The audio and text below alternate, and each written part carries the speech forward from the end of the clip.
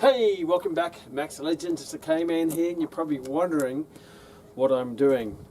Well, that is how I pick something up off the ground, or that is how I walk. Not really, is it? Because that's not how I pick things up off the ground, and that's not how I walk. However, according to the way some trainers are teaching the lunge, you'd think that that is how we move in functional movement. Well, it's not, because if I'm going to pick something off the ground, I'm not going to stretch myself right out here. I'm going to get over the weight, bend down, and pick it up. And that is how a lunge should be performed, rather than the many creative ways that you see it being performed in a gym, in parks, or in people's homes. So that is the point of today, is to look at the correct execution and technique of a lunge from an anatomical and a biomechanical point of view. Now, first of all, the lunge is a great exercise. It is very functional. It's a multi-joint compound exercise. It's also a unilateral exercise, which means we're working one limb at a time, independent of the other. Whereas a bilateral exercise, such as squats and deadlifts, they use both limbs together at the same time in the parallel, and they help each other balance each other out. So even though squats and deadlifts are a great exercise, a very compound exercise, multi-joint exercise, it's not truly functional because that's not how we walk, unless you're Skippy the kangaroo, and some of you may know who Skippy is, but kangaroo being the point, that's not how I move around. Because when I move around, I walk one leg at a time, I jump one leg at a time, I bend down one leg at a time. So that's why a lunge is more of a functional exercise, which means it represents daily life activities, closer from a biomechanical and an anatomical point of view, which means there's going to be a greater carryover of benefit applied to increasing someone's performance in their life, in their sport, or maybe even their occupation. So yes, lunge is a great exercise. So let's have a look at, if we're going to do this great exercise, let's have a look at what it really is and how we perform it. Now, essentially, if I cut through all the fog and the hearsay, a lunge basically is a one-legged squat. So if I'm doing a squat, for example, I have my feet parallel, my weight is equally distributed throughout my feet, I keep my center line right through the middle of the body, and I go down and I come up and I do my squatting movement from the side on, my profile, down and up, and that's the nice squat. Great exercise. Great exercise if you want to really focus on generation of high levels of force, where you're in a strong position to lift a nice heavy weight that increases the force through the muscle, that increases the muscle activation, and you get more muscular activation throughout the entire body. So it's a good high force exercise.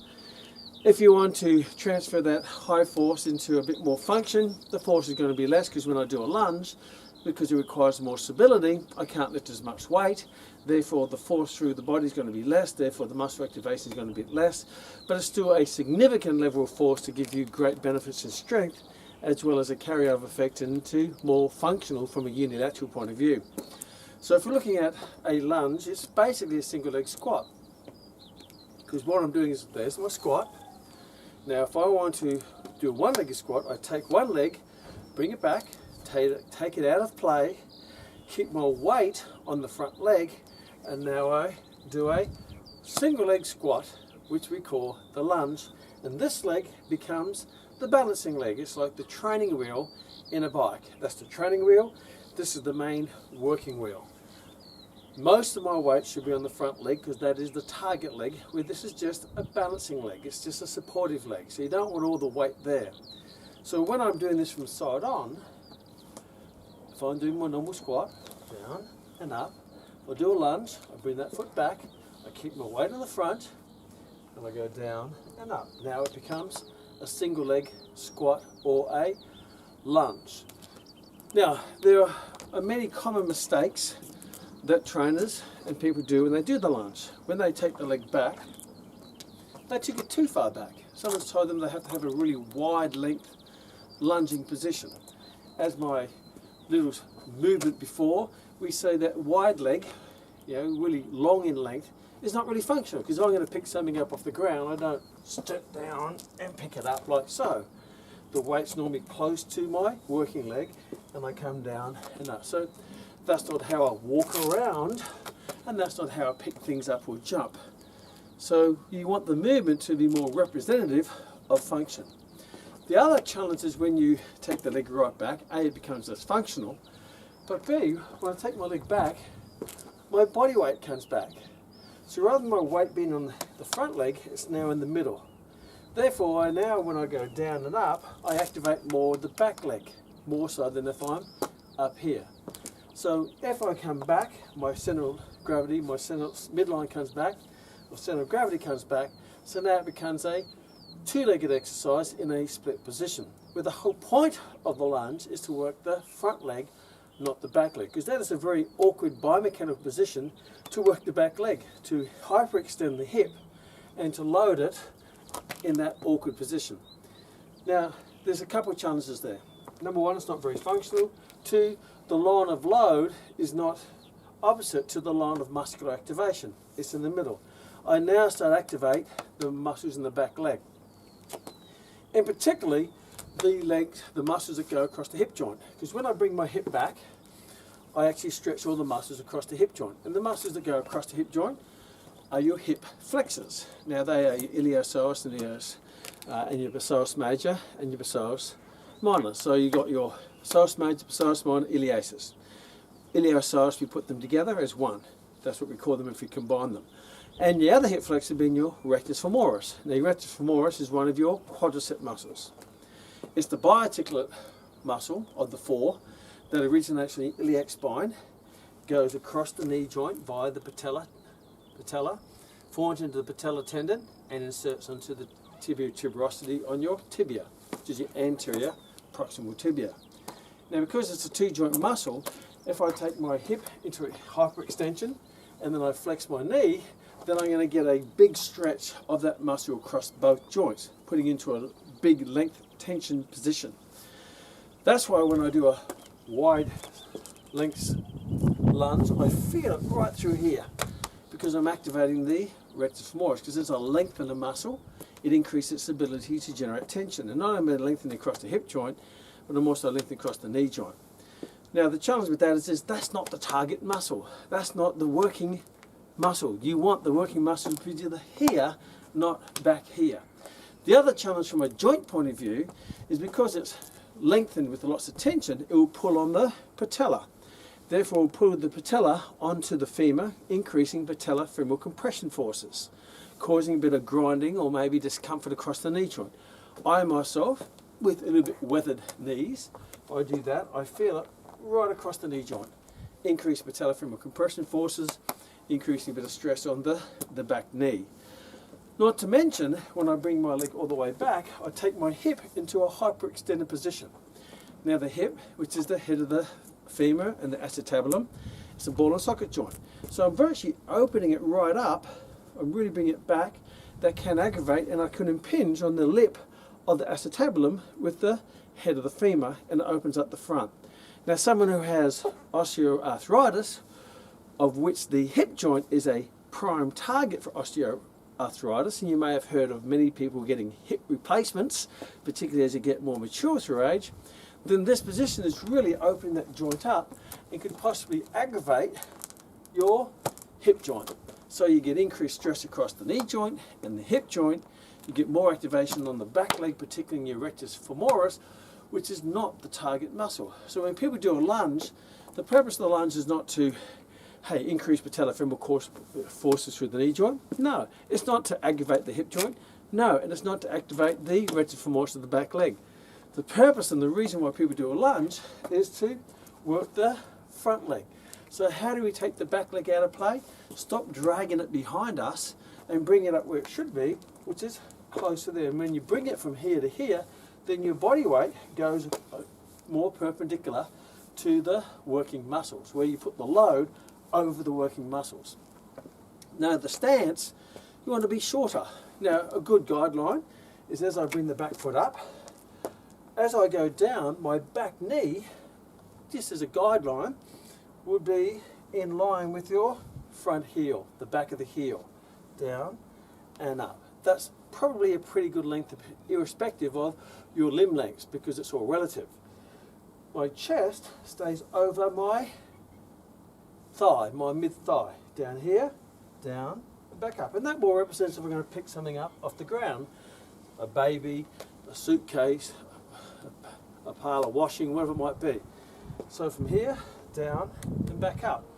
Another common error or technique correction that people need to make is when they do a lunge is you've been told to keep your back straight. And what people think that means is keep your back perpendicular to the ground, which it doesn't mean that at all. Yes, straight means that you maintain the natural curvature of your spine, which means when you're doing a squat or lunge, you get a slight anterior tilt in the pelvis, a natural lumbar curvature in the lumbar area while I do the exercise. If I'm doing a squat, I don't try to keep my back upright, because when I go upright, what do the knees do? I get less flexion of the hip, but more flexion of the knee to accommodate for me to going low.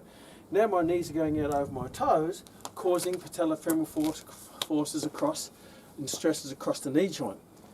With a squat, I want to equalize the stresses through all the joints and equally distribute them through all the joints by flexing the hip and flexing the knee at the same time by keeping my weight through my midline, not throwing the knee here out in front and my weight behind. And the same when I do a lunge and I try to stay upright. If I stay upright, I get less flexion in the back hip, which means I get more stretch on the hip flexion, on the hip flexors, which is your rectus femoris. If I release the hip there and I get a slightly forward lean, then I shorten the rectus femoris, take it out of play, but it's also more functional to pick something up. I don't pick something up like this. If there's something on the ground, I don't try to go down and try to keep my back perpendicular. I keep my back straight, but I actually flex through the hip to pick it up. So by keeping my back upright or perpendicular and my legs longer or this way, then I'm putting more stress across the hip joint and the knee joint, and it's even less functional.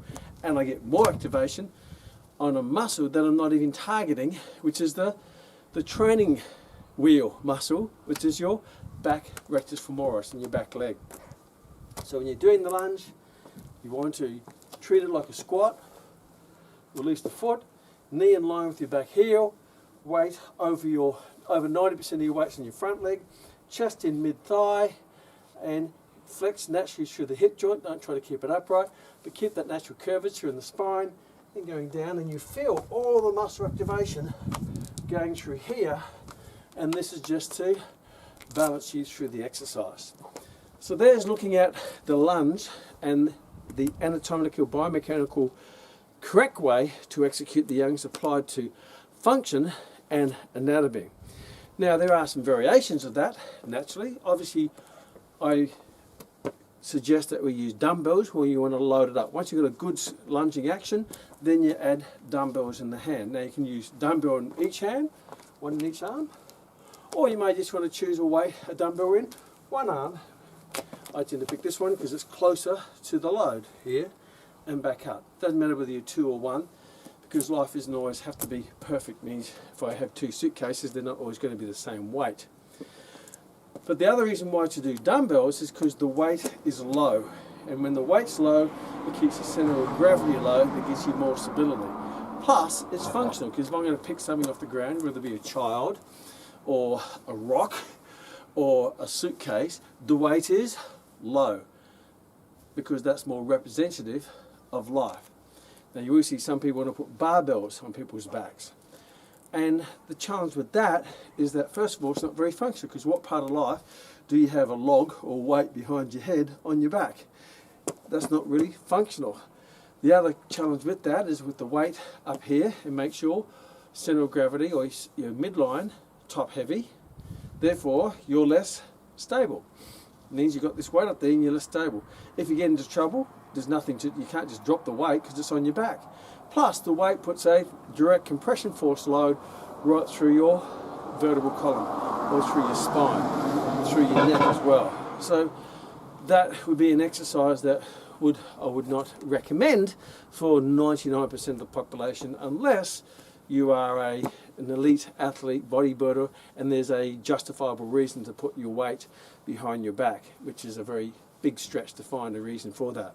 Normally people will do that when they can't physically hold the weight in their hands, and because the weight's so heavy, they can't hold it because they don't have the grip strength. Maybe get some straps like you do in a deadlift anyway. The other variations in lunges, you may want to make them more dynamic, and sometimes people will step behind and back, and that's fine. Making it a bit more dynamic means that you've got to compromise the load though, because it creates a bit more balance, therefore it's going to be harder to lift as heavier load. Or walk forward and back this way to make them a little bit more dynamic. Elite athletes may go from there and doing explosive lunges because their sport is explosive in nature. But that's another session, another process that I'll take you through of how to justify those types of exercises. But you've got to have those strong foundation in your lunges where you're lifting very good weight with great form first before you even consider going into those more dynamic type of exercises. The other thing you see with lunges, people get creative. They'll look around and go, oh, look at that, there's a fit ball over there, or there's a chair or a bench, so why not I put my foot up on the bench and do the lunge? Now, I said the main challenge with the long lunge is that you're hyperextending the hip, you're getting extra stress or tension on the rectus femoris, you're really opening up the hip joint, and you're putting increased patellofemoral forces in the knee. Now, if you want to really exaggerate that, then hey, just go further with it, which means go to the extreme of that position and take your leg up on the bench. Why do people do that? I don't think they know. I think they do it because other people are doing it, say, hey, this is trendy, but they're not looking at the anatomical and biomechanical benefits of it, and most importantly, the repercussions of doing that from aggravating and causing injuries in the joint. And the other challenge, when your feet's up, then that will tend to push you forward. That means you cause more anterior tilt in the pelvis, more forward lean, and more that your knee goes forward over your toe to increase patellofemoral forces on the knee joint. So why you put your feet up on the bench? Just because it's there doesn't mean you use it or there's an extra benefit. Everything, it takes you away from that real functional position of both feet on the ground, because in life, most of the time, both feet are on the ground. So why would I want to train with my foot up in the air? It's not like, oh, I need to pick something up, I need to get a fit ball. For me to get down, I need to put my foot on the ball and go down and pick it up. That doesn't make any sense at all. So when you're doing it, stick to those basics. Go down and up, not forward and back. Be an elevator, down and up, not an escalator, forward and back.